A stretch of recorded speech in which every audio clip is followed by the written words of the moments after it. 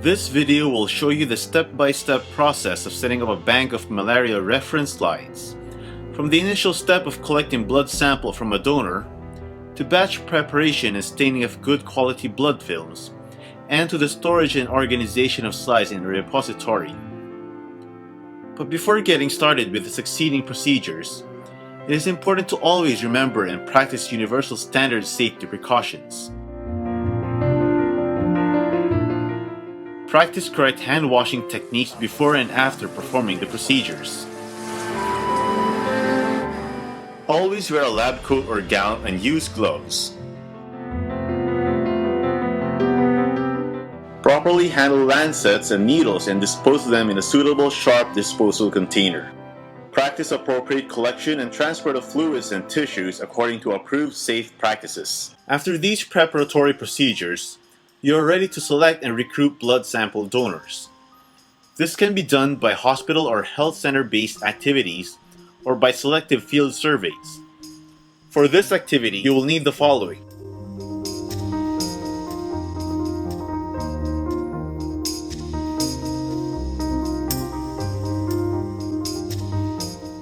Take finger prick blood from the potential donor.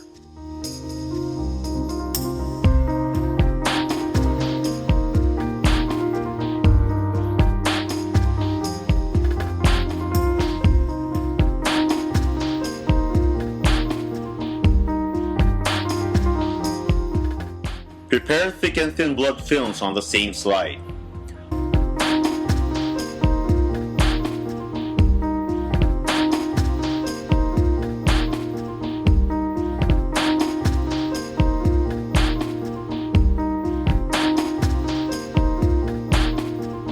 Optionally, RDTs may be used to rapidly ascertain whether the person is positive or negative for malaria.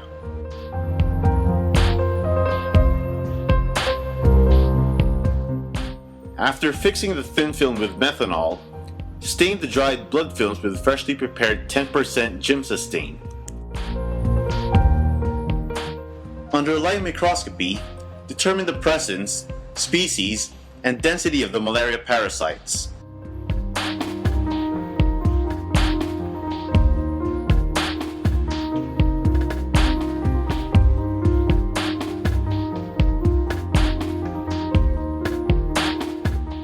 Ensure the potential donor meets all the requirements outlined in the protocol given ethics permission. Using the donor information sheet, explain the purpose and the procedures to be performed to the patient or to his or her guardian.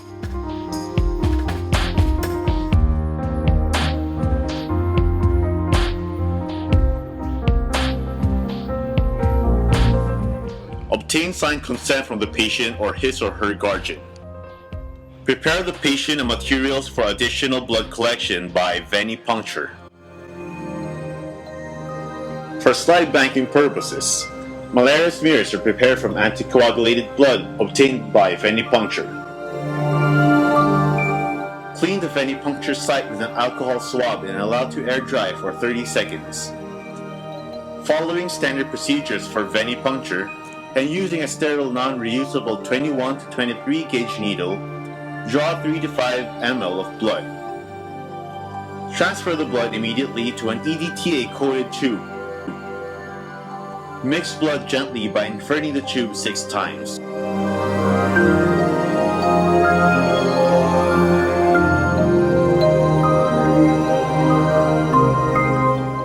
Set aside tube on a rack at room temperature. Do not refrigerate or freeze the blood, as this can quickly change parasite and leukocyte morphology.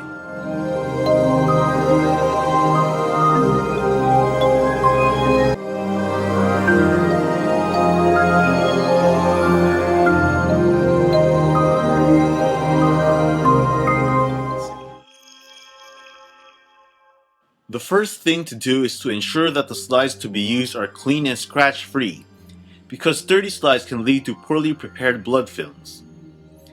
If the slides are dirty, you need to clean them first.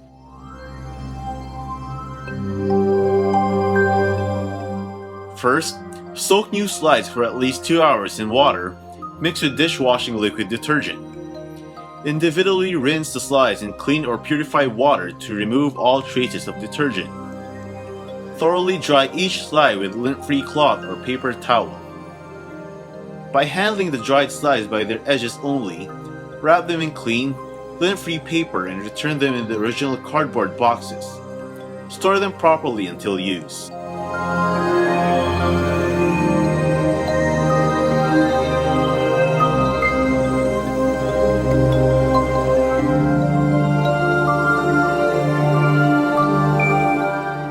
The next step is to prepare and ensure the quality of the stain to be used. Giemsa is the standard stain used for routine staining of blood films for malaria diagnosis. However, there is a difficulty in procuring good Giemsa stain because there are only a few independent manufacturers of the said reagent, and the quality of the stain varies according to source. Therefore, there is a need to establish stain quality by testing each batch after it has been made up and prior to staining large numbers of blood films. For preparing stock solution of Giemsa, follow the standard procedures detailed in the WHO manual.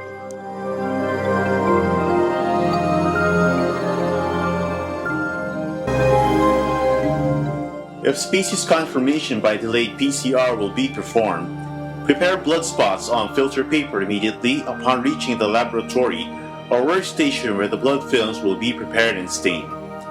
If PCR is not an option, this procedure may be skipped. For this procedure, you will need the following materials.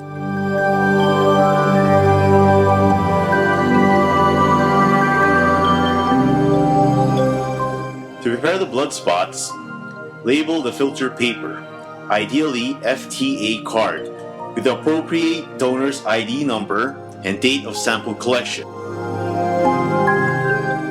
Drop 125 microliters of blood onto the filter paper. Prepare 2 to 4 blood spots for each donor.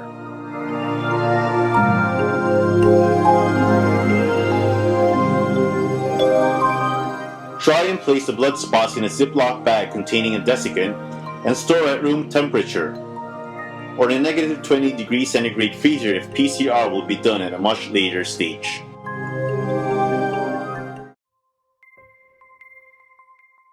If blood collection is done outside or away from the laboratory or working station where the blood films will be prepared and stained, it is important to transport the blood immediately.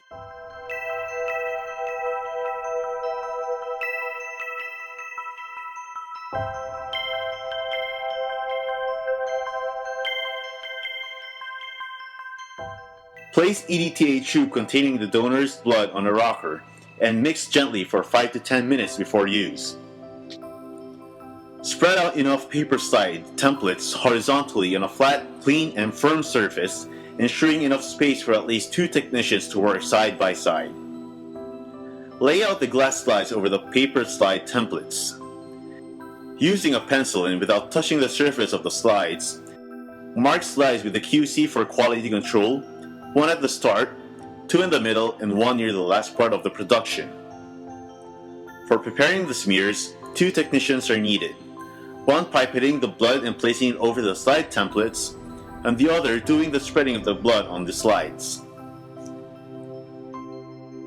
The technician who pipettes the blood should regularly mix the blood by gentle swirling of the EDTA tube on hand.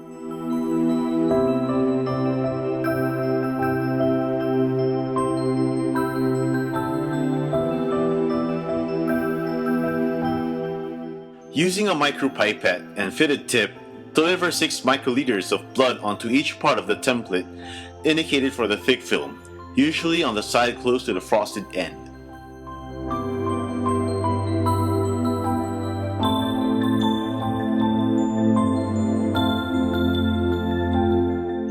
Using the corner of a clean slide, spread by gently swirling the drop of blood to cover the whole area allotted for the thick film. After preparing all the thick films, repeat the process, but this time placing 2 microliters of blood on the spot indicated on the slide template for the thin film. Spread the blood for the thin film by pushing the spreader slide forward in a smooth, continuous, and rapid motion. Allow the films to air dry overnight. Protect the slides from dust and feeding flies until the staining next day.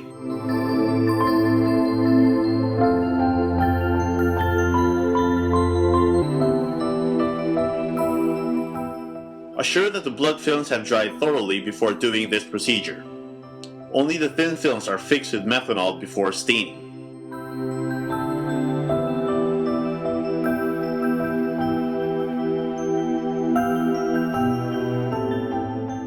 Immerse each slide briefly with the thin film down in a container filled with methanol. Allow the methanol-fixed thin smear to air dry completely, approximately 2 minutes, by placing the slides on a flat surface matted with lint-free paper. Never let the slides dry in a vertical position with the thin film down, as this may cause the thick film to be fixed with methanol vapor. Methanol must not come into contact with thick smear because it will interfere with the hemoglobinization. Arrange the fixed slides lengthways in a rack for batch staining.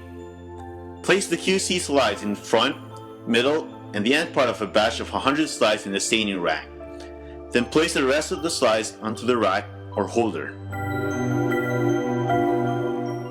Determine the total amount of stain needed to completely immerse the slides in the staining container. Prepare the 3% Giemsa working solution just before you perform the staining.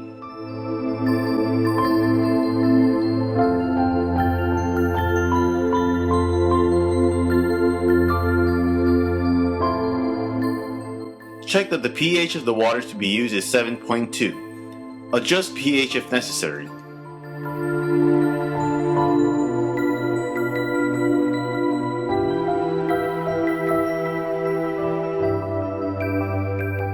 Gently pour the 3% Giemsa solution into the container. All slides should be completely immersed in the solution. Leave to stain for 45 to 60 minutes at room temperature. Visually check the quality of staining after 45 minutes and continue staining up to 60 minutes if necessary. Attach a rubber tube or use a funnel to allow tap water to flow gently and float the iridescent scum off the surface of the stain. Gradually increase the water speed during the rinsing process until the water in the container runs clear. Leave the slides to dry in the staining rack. Check the QC slide from every batch under microscope to ascertain that stain quality is acceptable. Perform microscopy to verify species and parasite count, a record on the microscopy record form.